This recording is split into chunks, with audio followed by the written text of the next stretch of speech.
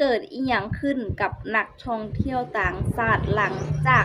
ไปเที่ยวสงกรานต์ที่ประเทศไทยพอกับประเทศตัวเองถึงกับเป็นโรคซึมเศร้าและร้องไห้หนัก สวัสดีกับสวัสดีพี่ๆ FC ฝั่งไทยและก็ฝั่งลาวทุกคนเด้อยินดีต้อนรับเข้าที่ช่องเก็ดแก้วสาวลาวเช่นเก่าเช่นเคยอีกแล้วเนาะซึ่งเรามื้อนี้เนาะสาวเก็ดแก้วไปเลื่อนเห็นคลิปวิดีโอจาก TikTok นั่นแหละทุกคนเนาะซึ่งแบบช่วงเทศกาลช่วงสงกรานต์เนี่ยนะทุกคนก็มีแบบสาวต่างชาติหลายๆคนเนาะทุกคนที่ว่าไปเที่ยวประเทศไทยแล้วพอกลับประเทศตัวเองเกิดอาการซึมเศร้าหนักหลายคนขนาดทุกคนก็เลยแบบเฮ็ดให้มีการแบบกำลังเป็นไวรัลหนักในตอนนี้ทุกคนหลายๆคนก็อาจจะเห็นเนาะเวลาเราไปเที่ยวไปยามพี่น้องหรือว่าไปอ่าไปหาแฟนอะไรทำไมจังซี่หั้นน่ะทุกคนก็เลยแบบเกิดความผูกพันอย่างเช่นก็คือสาวต่างชาตินั่นทุกคนได้มีการไปท่องเที่ยวในช่วงเทศกาลหรือว่าสงกรานต์ที่ประเทศไทยทุกคนหลังจากแล้วสงกรานต์แล้วก็บ่ได้กลับบ้านจังซี้นะทุกคนไปทำงานอิหยังซี้นะก็เลยแบบเฮ็ดให้มีการให้ทุกคนร้องไห้หนักทุกคนเพราะว่าก็ได้แบบความผูกพันซี้นะเพราะว่าสิ่งสำคัญที่สุดไปประเทศไทยเนาะอ่า สาวต่างชาติจะมักพูดกันหรือว่าเว้ากันว่าคนไทยเป็นคนที่ยิ้มแย้มแจ่มใสทุกคนนิสัยดีเนาะแล้วก็แบบคนแปลกหน้าทุกคนทั้งๆที่บ่เคยรู้จักกันเห็นกันครั้งแรกจังซี้นะก็แบบยิ้มให้กันนะทุกคนยิ้มหวานให้สินะทุกคนความจริงบ่เนาะบัดถ้ามีโอกาสสาวเกียวก็อยากไปเที่ยวประเทศไทยคือกันนะทุกคนเนาะช่วงนี้ทุกคนคนต่างชาติเขาจะหยังตั้งชื่อให้ว่าทั้งเสียงลมทั้งเสียงลมทุกคนปะทะกันเนาะ VEC ก็ต้องขออภัยในเสียงรบกวนเอาไว้ทุกคนลมก็แห้งๆช่วงนี้เนาะชาวต่างชาติเพิ่นจะตั้งให้ชื่อเนาะทุกคนที่ว่าเพิ่นไปลินประเทศไทยกำลังขึ้นฟีดแรงในตอนนี้ทุกคน The Thailand Effect เนาะทุกคนลองไปค้นหาเบิ่งทุกคนจะขึ้นฟีดแรงทุกคนช่วงนี้เนาะเพราะว่าเข้าใจความรู้สึกอะแหละทุกคนเฮาแบบสิ่งที่เฮาผูกพันที่สุดอันน่ะได้ห่างหายไปแบบก็มีการเศร้าหนักซึมเศร้าหนักนั่นแหละทุกคนไปทุกคนเดี๋ยวสาวเกดแก้วจะพาทุกคนไปเบิ่งคลิปวิดีโอนำกันเนาะว่าสาวต่างชาติกลับประเทศต้องมีการแบบซึมเศร้าร้องไห้หนักจังซี่นะทุกคนไปเบิ่งกันเลย Today I'm leaving Thailand and it's definitely going to be the saddest goodbye. I'm saying goodbye to my favorite, absolute amazing Airbnb, heading to the airport. Let's go. Let's go to the airport. Thailand number one. Really need a coffee. Thank you. Just waiting at my gate. I still can't believe this is real. Leaving Thailand. Let's go.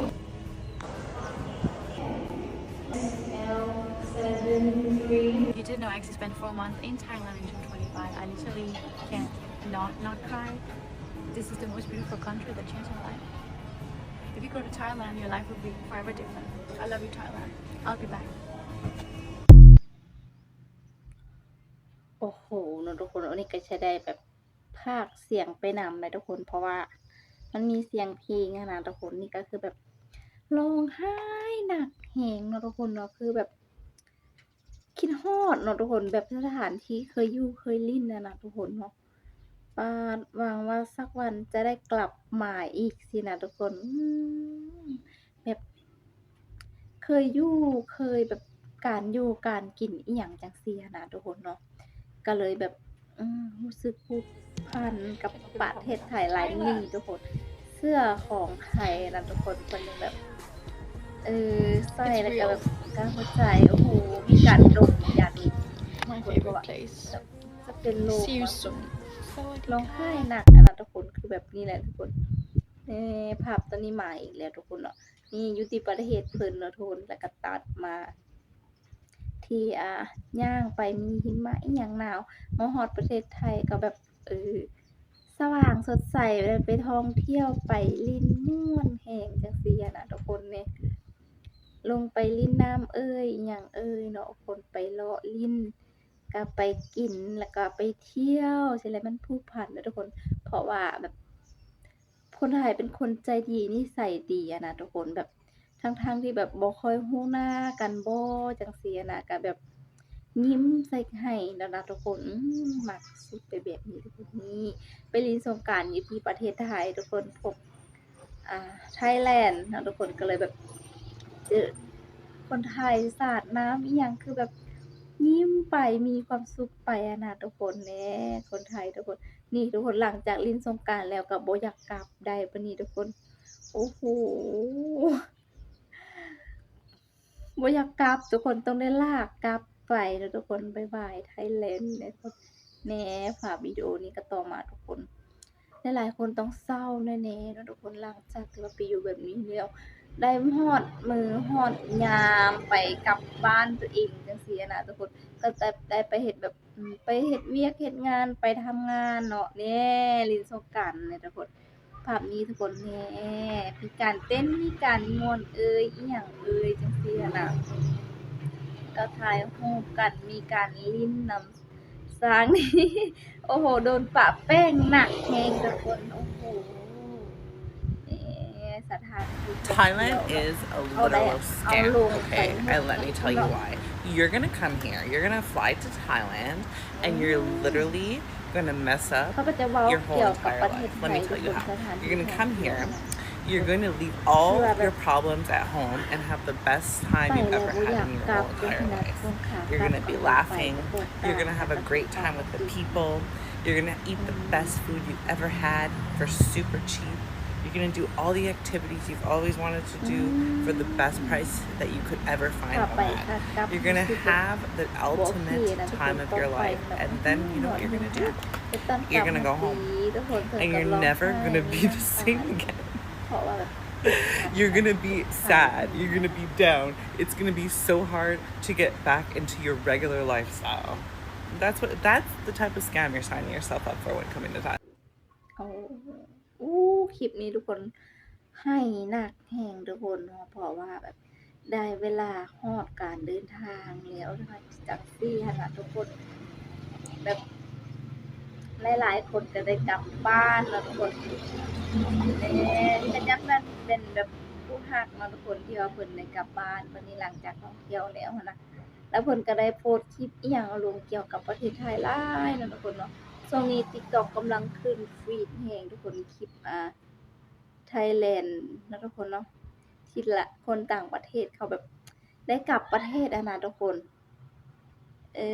นี่มีน้องหมาด้วยเนาะทุกคน แต่ละคนมันน้ำตาซึมทุกคนเลยทุกคนในคลิปวิดีโอนี้แบบสภาพบรรยากาศหรือว่าวิวธรรมชาติที่แบบที่อยู่ที่เมืองไทยทุกคนได้แบบสวยงามเนาะทุกคนเพราะว่ากลับประเทศเพิ่นก็จะแบบสู้กับอากาศหนาวเนาะทุกคนมีหิมะอีกจังซี่หั้นนะแหน่เที่ยวไทยแลนด์นะทุกคนเนาะโอ้โฮ นี่แบบก็มีการแบบเศร้าๆเหงาๆหน่อยหนึ่งเนาะทุกคนเพราะว่าอาหารการกินอยู่ที่ประเทศไทยเนี่ยแบบลืมแล้วจังซี้นะทุกคนแล้วก็แตกต่างจากบ้านเนาะที่ว่าได้การใช้ชีวิตในช่วงระยะหนึ่งเลยก็ว่าได้อยู่ที่เมืองไทยสินะและสิ่งที่ชาวต่างชาติเว้าออกมามากที่สุดก็คือเวลาไปประเทศไทยคนไทยจะนิสัยดีแล้ว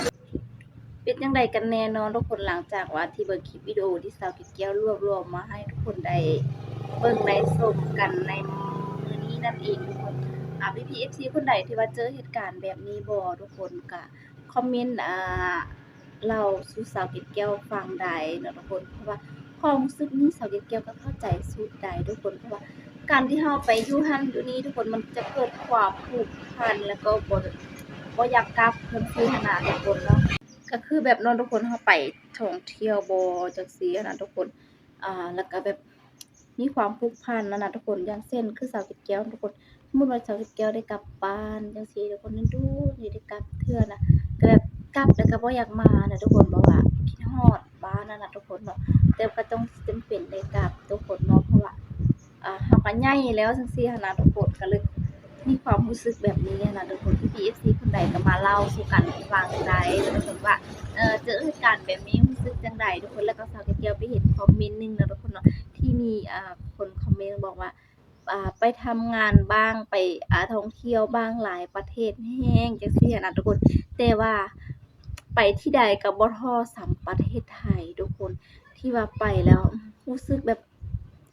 อ่าอธิบายบ่ถูกอะนะทุกคน มันความรู้สึกที่หลังจากไปหลายประเทศแล้วก็บ่พอประเทศไทยจังซี่หั้นนะทุกคนเพราะว่าคนไทยเป็นคนนิสัยดีใจดีมีน้ำใจเนาะทุกคนเนาะคือสาวเกดแก้วได้เว้าตลอดแล้วแหละทุกคนตั้งแต่เปิดคลิปมาเนาะอ่าเราเป็นคนที่ว่าแปลกหน้าบ่รู้จักกับบุคคลนั้นหั้นนะทุกคนแต่ว่าเขาก็แบบส่งรอยยิ้มให้กับเราอะนะทุกคนเออ